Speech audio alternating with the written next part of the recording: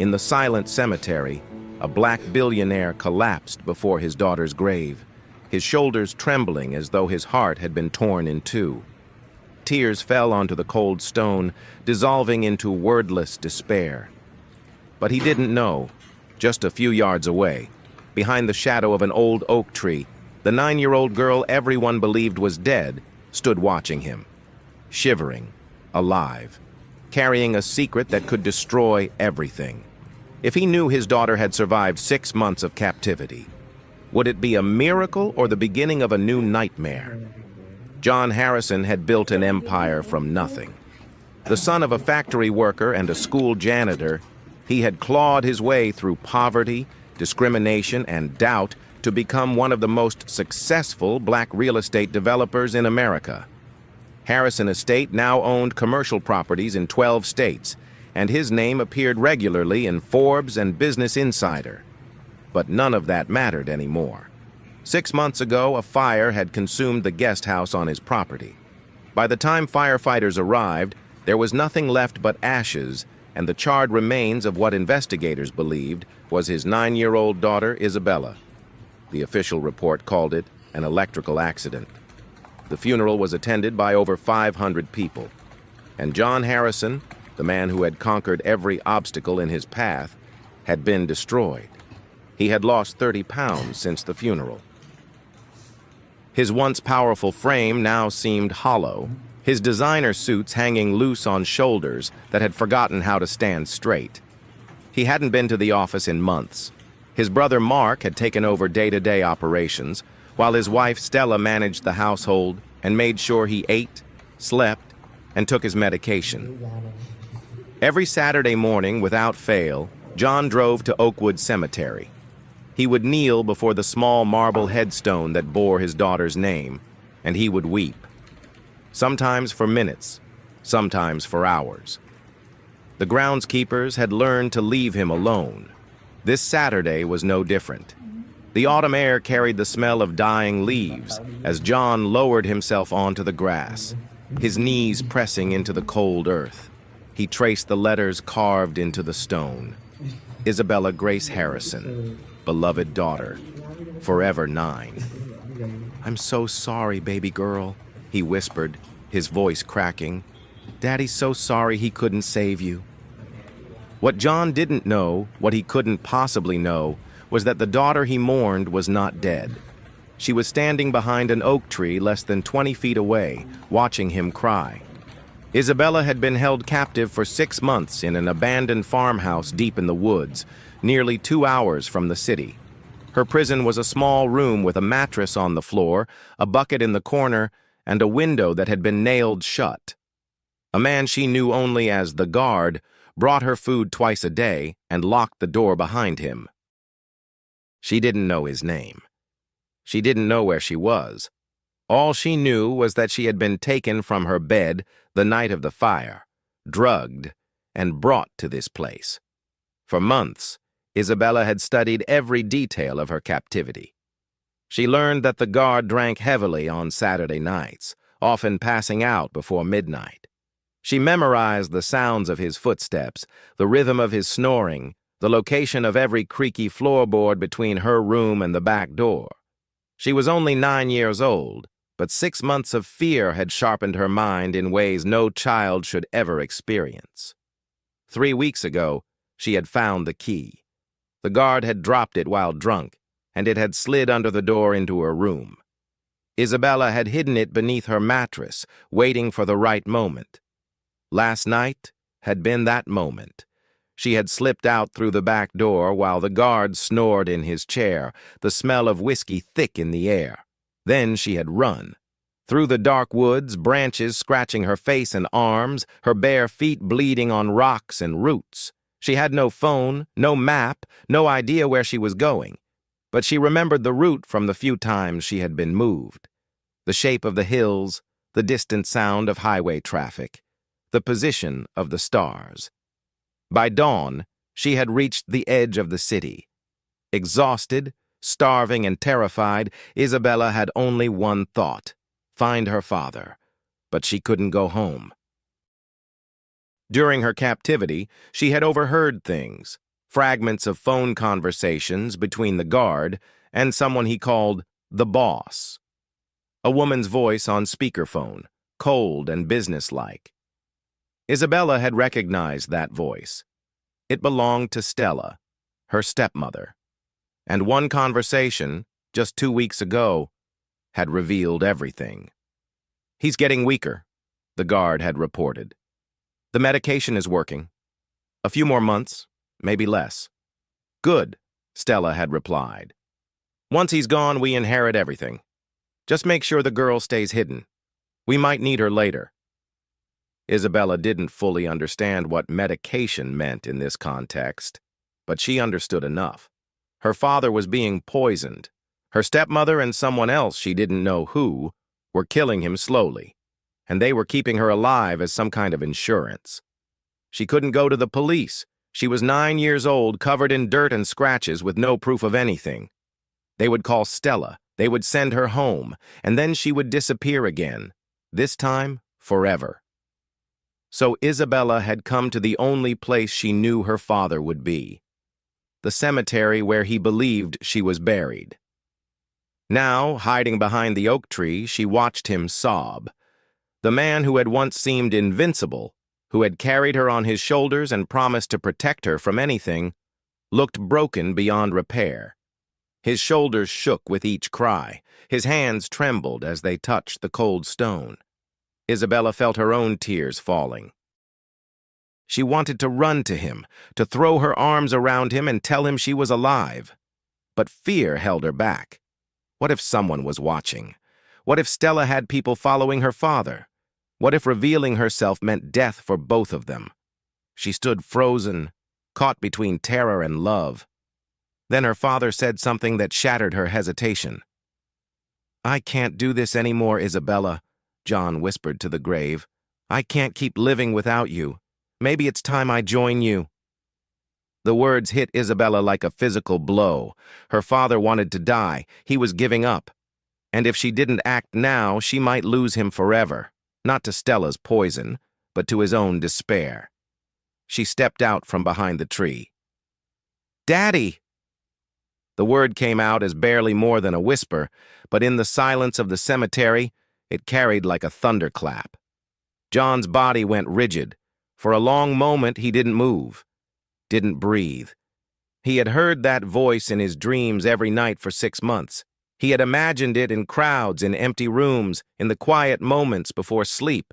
It wasn't real. It couldn't be real. Slowly, he turned, and there she was, thin, dirty, her hair matted and her clothes torn, but unmistakably, impossibly alive. "Isabella?" The name came out as a choked gasp. "It's me, Daddy! It's really me!" John scrambled to his feet, nearly falling in his haste. He crossed the distance between them in 3 unsteady steps and dropped to his knees before her, his hands hovering over her shoulders, as if afraid she might dissolve at his touch. "This isn't real," he breathed. "You're not real. I'm dreaming. I have to be dreaming." Isabella took his trembling hands and pressed them against her face, her warm, living, tear-streaked face. "I'm real, Daddy. I'm alive. They took me. They kept me locked up, but I escaped. I'm here." The dam broke. John pulled his daughter into his arms and held her so tightly she could barely breathe. His body shook with sobs that seemed to come from somewhere deeper than grief. A sound of pure, overwhelming relief mixed with rage and confusion and desperate, desperate love. "My baby," he kept repeating. "My baby girl. Oh God, my baby girl." They held each other for what felt like an eternity, father and daughter reunited in the shadow of a grave that had been a lie.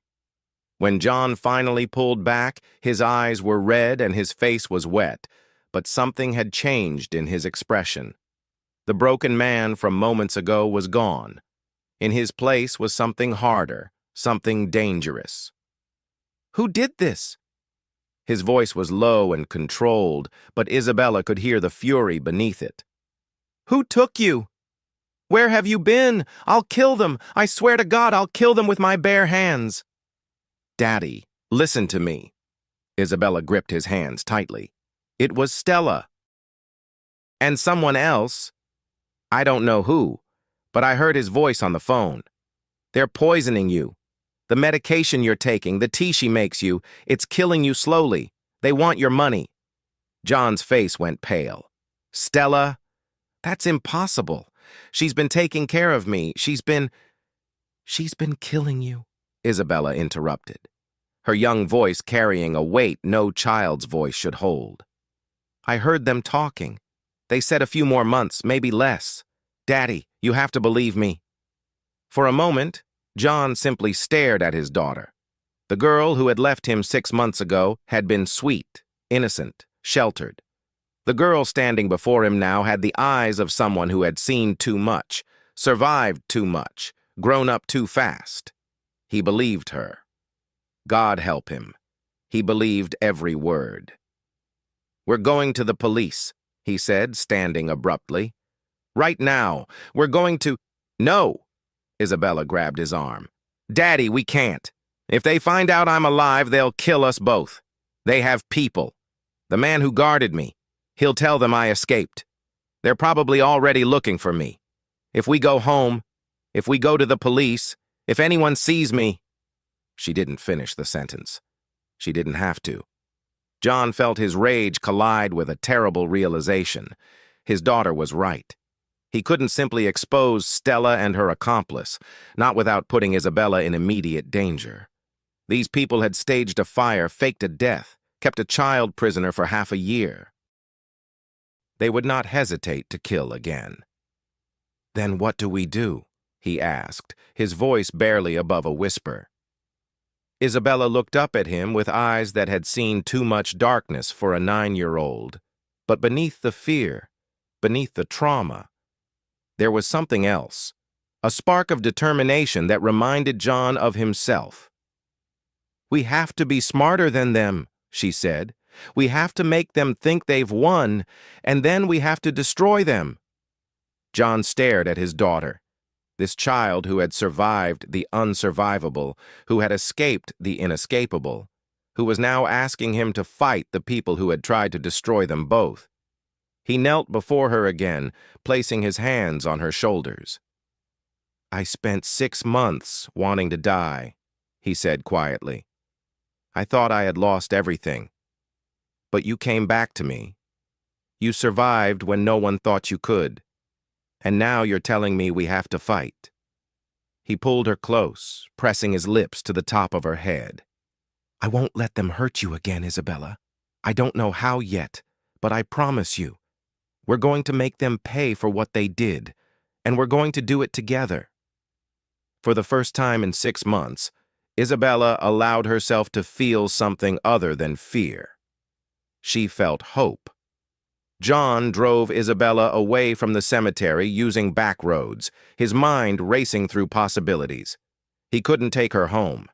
He couldn't check into a hotel. Her face had been on every news channel for weeks after the fire, and someone might recognize her. He needed help from someone he could trust absolutely, and in his entire life there was only one person who fit that description. David Mitchell had been John's personal attorney for 20 years. They had met when John was still a struggling developer trying to close his first deal, and David was a young lawyer hungry to prove himself. Over 2 decades, they had built not just a professional relationship, but a genuine friendship, the kind forged through late nights, hard deals, and moments when John had trusted David with secrets that could have destroyed him. John called David from a payphone at an abandoned gas station, unwilling to risk using his cell phone. I need you to meet me, John said without preamble. Alone. Don't tell anyone. Don't ask questions until you see me. David, to his credit, didn't hesitate. Where? An hour later, David's car pulled into the parking lot of a closed warehouse on the outskirts of the city. When he stepped out and saw John standing beside a thin, disheveled girl, his face went pale. My God, David breathed. Is that— It's Isabella, John confirmed. She's alive. She's been held captive for 6 months. And the people who took her are the same people who have been slowly poisoning me. John told David everything. The kidnapping, the faked death, Isabella's captivity, the overheard phone calls, Stella's involvement. As he spoke, David's expression shifted from shock to horror to cold, calculated fury. "If we go to the police now, they'll contact Stella immediately," David said when John finished. "Standard procedure in missing child cases. And you're right. Without concrete evidence, it becomes your word against hers. A grieving widow versus a man who might be suffering from delusions brought on by trauma." "So what do we do?" John asked. David was quiet for a long moment, his legal mind working through scenarios. Finally, he spoke. "We set a trap, but it has to be perfect. One mistake, and you both end up dead." The plan took shape over the following hours. Isabella would stay at David's private apartment, a small place he kept in the city for late work nights, unknown to anyone except his accountant. She would remain hidden there, completely off the grid, while John returned home to continue the charade. "You have to act normal," David instructed. "Weak, grieving. Let Stella think her plan is working. But whatever she gives you to drink or eat, find a way to dispose of it without her knowing. And then? Then we gather evidence. I'll get you recording equipment, small cameras, audio devices. We document everything. And when we have enough..." David met John's eyes. "You're going to die." John understood immediately. A fake death. Stella and whoever she's working with, they're waiting for you to die so they can inherit. If you die suddenly, they'll rush to claim everything, they'll get careless, and that's when we expose them. It was risky. It was dangerous. It was also the only plan that might actually work. John knelt before Isabella, who had been listening silently throughout the discussion. "I have to go back to the house," he told her. "I have to pretend like none of this ever happened. It might take weeks, and you'll have to stay here alone, waiting for me. I know that's asking too much after everything you've been through." Isabella's eyes glistened, but her voice was steady. "I survived 6 months in that room, Daddy. I can survive a few more weeks if it means we win." John pulled her into an embrace, fighting back tears. His 9-year-old daughter had more courage than most adults he knew. He didn't deserve her strength, but he would honor it. "I'll come see you whenever I can," he promised. "And this will end. I swear to you, this will end." The following 3 weeks were the hardest of John's life, and that was saying something, given the 6 months of hell he had already endured. He returned home and resumed his role as the grief-stricken widower. Stella greeted him with practiced concern, her soft voice and gentle touches hiding the monster beneath. Each morning she brought him tea. Each evening she prepared his dinner. And each time, John found ways to dispose of what she gave him, pouring tea into potted plants when she wasn't looking, scraping food into napkins and flushing them down the toilet. He installed the cameras David had provided, tiny devices hidden in smoke detectors, picture frames, and electrical outlets. He wore a recording device under his clothes whenever Stella was nearby. And slowly, the evidence accumulated. He captured Stella on the phone with someone she called Mark, discussing how much longer he might survive. He recorded her complaining about the delay, about how she was tired of playing nursemaid to a dying man. He documented the small amber bottles hidden in her closet, labels removed, contents unknown. But the most damning evidence came 10 days into his surveillance, when Mark Harrison, John's own brother, came to visit. John had always known that Mark resented him. Growing up, John had been the ambitious one, the driven one, while Mark had drifted through life taking shortcuts and making excuses. When John built his empire, he had given Mark a position as chief financial officer, partly out of family loyalty, partly out of guilt. He had never imagined that his brother's jealousy ran deep enough for murder. But there it was, captured in crystal-clear audio. Mark and Stella sitting in the living room, believing John was asleep upstairs, discussing their plans. "The doctor says he's deteriorating faster now," Stella reported. "Another month, maybe 6 weeks." "Good," Mark replied. "I'm tired of waiting. Once he's gone and we get the inheritance, we can finally get rid of the girl too. She's a loose end. We'll deal with her after the estate is settled. For now, she's our insurance policy, just in case anyone questions whether her death was really an accident."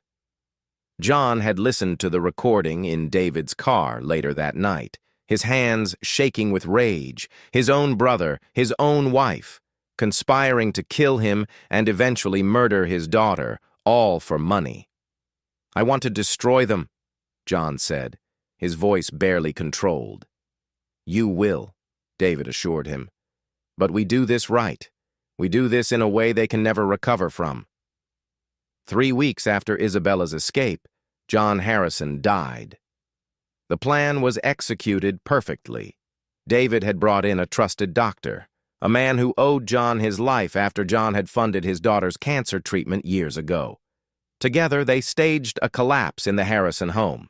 Stella called 911 in hysterics. Paramedics arrived and rushed John to the hospital. 2 hours later, the doctor emerged with the grave news. John Harrison had suffered a massive heart attack. Despite their best efforts, he could not be saved. The death certificate was signed. The body was cremated to prevent any awkward questions. And the news spread across the country within hours. "Black billionaire John Harrison dead at 45, the headlines read. "Real estate mogul succumbs to heart failure after months of grief over daughter's death." Stella played her role masterfully. She wore black. She wept for the cameras. She spoke movingly about her husband's broken heart, how he had never recovered from losing Isabella, how she had watched him fade away despite her best efforts to save him. Mark stood beside her at the press conference, his face arranged in solemn grief, speaking about the brother he had loved and lost. The public mourned, social media filled with tributes, and Stella and Mark began the process of claiming their inheritance. Meanwhile, in David's apartment, Isabella watched the news coverage on a small television, her father sitting beside her. "They think they've won," John said quietly. Isabella leaned against his shoulder. "They haven't." "No," John agreed. "They haven't." The waiting was agony. From his hiding place, John monitored Stella and Mark's movements through the cameras still active in his home.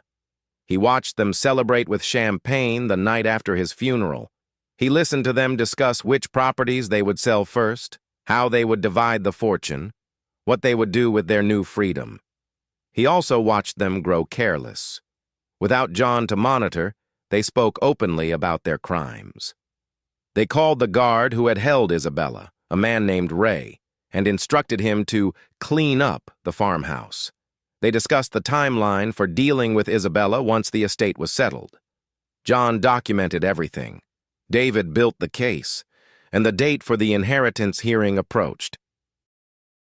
For Isabella, those 2 weeks in hiding were a different kind of torture. She was safe, she was fed, she had a warm bed. But she was also alone for hours at a time while David worked and her father gathered evidence. The nightmares came every night. Dreams of the dark room, the locked door, the guard's footsteps. She would wake up gasping, reaching for a father who wasn't there, and have to remind herself that she was free, that this was almost over. But the fear never quite left her. What if something went wrong? What if Stella discovered the truth? What if her father's fake death became real through some terrible accident? She kept these fears to herself. Her father had enough to worry about without her adding to his burden. So she waited, and she watched the news, and she counted down the days until she could finally stop hiding.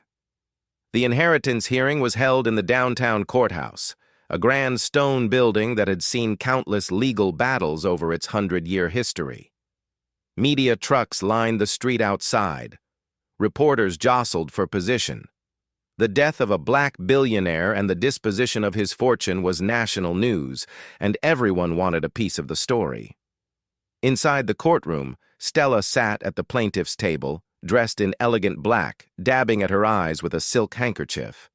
Mark sat beside her, his expression appropriately somber.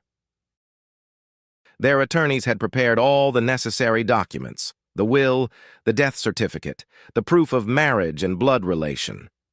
The judge reviewed the paperwork with meticulous care. Everything appeared to be in order. John Harrison had died intestate regarding recent changes, and his wife and brother were the legal heirs to his estate.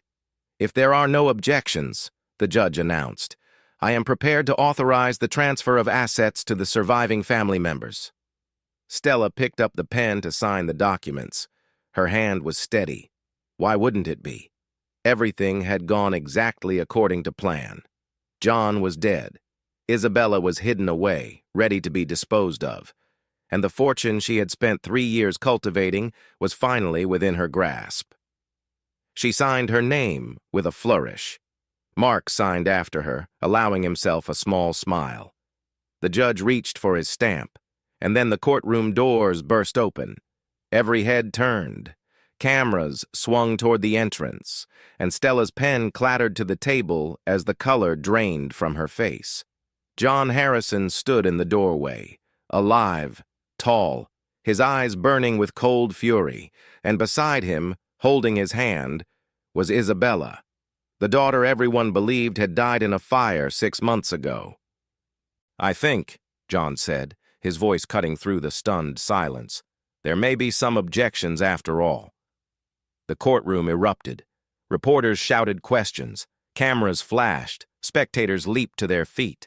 But John's eyes never left Stella and Mark, who sat frozen at their table like deer caught in headlights. David Mitchell entered behind John, accompanied by 2 FBI agents and a thick folder of evidence. He approached the bench and addressed the judge directly. "Your Honor, I represent John Harrison, who is, as you can see, very much alive. I am also presenting evidence that Stella Harrison and Mark Harrison conspired to kidnap Mr. Harrison's daughter, fake her death, and slowly poison Mr. Harrison in order to inherit his estate. We have video recordings, audio surveillance, and testimony from the man they hired to hold Isabella captive." He placed the folder on the judge's bench. "We request that both defendants be taken into custody immediately." Stella finally found her voice. She leapt to her feet, her composure shattered. "This is insane!" she screamed. "That's not possible! He's dead! She's dead! I watched her burn!" "Did you?" John asked coldly. "Or did you just assume your plan worked?" He looked at his brother, who had not moved, had not spoken, seemed incapable of doing either. "You were going to kill me, Mark, your own brother, for money." Mark's mouth opened and closed, but no words came out. The FBI agents moved forward. One approached Stella, who backed away, still screaming denials. The other went for Mark, who offered no resistance, his face blank with shock. As the handcuffs clicked around Stella's wrists, she twisted toward John, her mask finally falling away to reveal the hatred beneath. "You should have just died," she spat. "You were supposed to die. This was supposed to be mine." John said nothing. He simply pulled Isabella closer, shielding her from the chaos, and watched as the woman who had tried to destroy his family was dragged away. The cameras captured everything. By nightfall, the story would be on every news channel in America. But in that moment, in the pandemonium of the courtroom, John Harrison felt nothing but the warmth of his daughter's hand in his. They had won. The weeks that followed were a blur of police interviews, legal proceedings, and endless media attention. Stella and Mark were formally charged with kidnapping, attempted murder, and conspiracy to commit fraud. Ray, the guard who had held Isabella captive, was arrested at a bus station trying to flee the state. He confessed everything in exchange for a reduced sentence, providing the final pieces of evidence that sealed Stella and Mark's fate. The story dominated headlines for days. Black billionaire rises from the dead to expose family betrayal. 9-year-old survivor helps father take down would-be killers. News vans camped outside the Harrison estate. Interview requests flooded David Mitchell's office. Everyone wanted a piece of the miraculous story. John refused them all. He had no interest in being a spectacle. The only thing that mattered now was his daughter. But even with their enemies behind bars, the battle was far from over. The wounds Stella and Mark had inflicted went deeper than poison and imprisonment. They had scarred something fundamental in both father and daughter, their ability to trust, to feel safe, to believe that the world wasn't full of people waiting to hurt them. The first night back in their home was the hardest. John had considered selling the estate, starting fresh somewhere without memories of betrayal lurking in every corner. But Isabella had asked to see her old room, and he couldn't deny her that. They walked through the front door together, and Isabella's hand tightened around his. The house looked the same as it always had, elegant, spacious, filled with expensive furniture and tasteful art. But it felt different now, contaminated. Every surface Stella had touched, every room where she had smiled her false smile, seemed tainted by her presence. Isabella stopped at the foot of the stairs, staring up toward the second floor where her bedroom waited. "I don't know if I can go up there," she said quietly. John knelt beside her, bringing himself to her eye level. His daughter had been so brave, braver than anyone should ever have to be. She had survived 6 months of captivity, escaped through the woods alone, helped him plan and execute the takedown of their enemies. But she was still 9 years old. She was still a child who had been stolen from her bed and told she would never see her father again. "You don't have to be strong anymore," John said softly. "Not with me. Not ever again. Whatever you're feeling right now, scared, angry, sad, it's okay. I'm here. I'm not going anywhere." Isabella's composure cracked. The tears she had been holding back for weeks finally broke free, and she collapsed into her father's arms, sobbing with all the fear and pain she had kept bottled inside. John held her on the floor of the foyer, rocking her gently, letting her cry until there were no tears left. He didn't offer empty reassurances or try to fix what couldn't be fixed with words. He simply held her, letting her know through his presence that she was no longer alone. They didn't go upstairs that night. Instead, they made a bed of blankets and pillows in the living room and slept side by side, the way they had when Isabella was small and afraid of thunderstorms. It wasn't comfortable. It wasn't practical. But it was what they both needed. The healing came slowly, in small steps and setbacks. John hired a child psychologist who specialized in trauma, and Isabella began weekly sessions that helped her process what she had endured. There were nightmares, panic attacks, days when she couldn't bear to be alone even for a moment. But there were also good days, days when she laughed at something on television, when she asked to help John cook dinner, when she fell asleep peacefully without waking up screaming. John attended his own therapy sessions, though he told no one about them. He had spent so long being the strong one, the provider, the man who solved every problem through sheer force of will. Learning to acknowledge his own trauma, his own vulnerability, was harder than any business deal he had ever closed. But he did it. For Isabella, for himself, for the future they were building together. 1 month after the courtroom confrontation, John and Isabella returned to Oakwood Cemetery. The autumn had deepened since that day when Isabella had revealed herself to her father. The trees were nearly bare now, their branches stark against the gray November sky. Fallen leaves carpeted the ground in shades of brown and gold. They walked together through the familiar paths until they reached the small marble headstone that had haunted John's nightmares for 6 months. Isabella Grace Harrison, beloved daughter, forever 9. The grave was empty. It had always been empty. Nothing but a lie carved in stone. John had brought a sledgehammer from the garage. He set it on the ground beside the grave and looked at his daughter. "I used to come here every week," he said. "I would kneel right where you're standing and beg God to let me die so I could be with you again. This stone, this lie, almost destroyed me." Isabella reached out and touched the cold marble, tracing the letters of her own name. "They wanted to bury me," she said. "Not just in the ground, but in everyone's memory. They wanted to make me disappear so they could take everything from you. But you didn't let them." Isabella shook her head. "Neither did you." John picked up the sledgehammer and handed it to Isabella.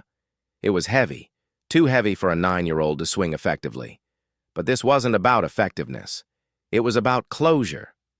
Isabella gripped the handle with both hands, lifted the hammer as high as she could, and brought it down on the headstone. The impact sent a crack running through the marble. She swung again, and a chunk broke free. Again, and another piece fell away. John took the hammer from her trembling hands and finished the job. Swing after swing, he demolished the monument to his daughter's false death until nothing remained but rubble scattered across the grass. They stood together in the silence that followed, breathing hard, staring at the destruction they had wrought. Isabella spoke first, her young voice carrying a weight far beyond her years. "I wasn't born to be buried, Daddy." John felt his heart swell with a mixture of pride and sorrow. Pride in the incredible strength of this child he had raised, sorrow for the innocence she had lost along the way. He knelt before her one final time, taking her small hands in his. "And I will live to protect you," he said, "every single day, for the rest of my life." Isabella smiled, a real smile, the first one that had reached her eyes since before the nightmare began. "I know you will." John stood and took his daughter's hand. Together, they turned away from the shattered remains of the lie that had nearly destroyed them both. The morning sun was breaking through the clouds as they walked toward the cemetery gates. Behind them lay the rubble of a false grave. Ahead lay a future neither of them could have imagined just weeks ago, uncertain, scarred, but filled with possibility. They didn't look back. There was nothing behind them worth seeing anymore. This was not a story that ended with death. It was a story that began with the resurrection of truth.